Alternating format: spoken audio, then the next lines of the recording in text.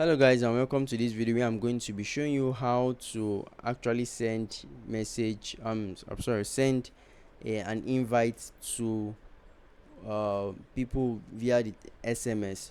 So once you've created your particular design and you want to add guests, just you want to send via text message, click on the add guests section, and then it will bring us to a page where we can input the name of the person we want to add and then actually input their phone number.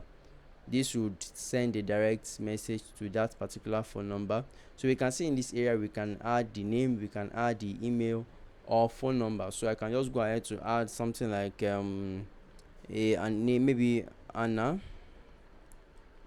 and Anna's number, anything from my head. Let me just choose 55. Let's just, so once the number is complete, this would automatically pop up, and then we can click add guest, and it will be sent to the number here. Now this is just a number I wrote now, is not an actual number. So you also just input the correct details and click on add guest, and an invite will be automatically sent to the person's SMS number. So if this video has been helpful to you guys in any way, please let me know in the comment section. I'll see you guys in the next one.